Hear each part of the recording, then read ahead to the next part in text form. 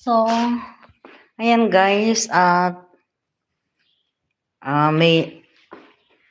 medyo okay na po ang lahat. Yan, naayos na rin po itong aming sofa. Napampag na rin, pupunasan na lang po. Yan, ganun din po dito sa may lamesa. Ang gagawin ko na lang po ay siguro wawalisan ko na lang po uli para hindi naman ho sayang yung kuryente bago ko i-map. Ayan, imamap na lang po.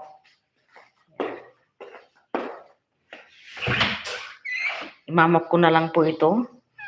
Ayan po. Hindi naman po masyadong marumi.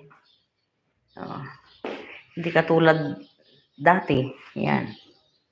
Yan. Konting punas-punas lang po. Tapos, pupunasan ko rin po ng yung pangpakintab po ng tiles para maganda pong tignan. Yan. Pupunasan ko rin po itong ating TV. Saka itong mga na ito. Isasama ko na rin po itong salamin. Saka itong mga dito. Pupunasan din po natin yan. Total, hindi naman po masyadong busy si Inday. Ayan. Yan po ang magiging libangan natin ngayon guys. At dito na po magtatapos muna ang ating silent live.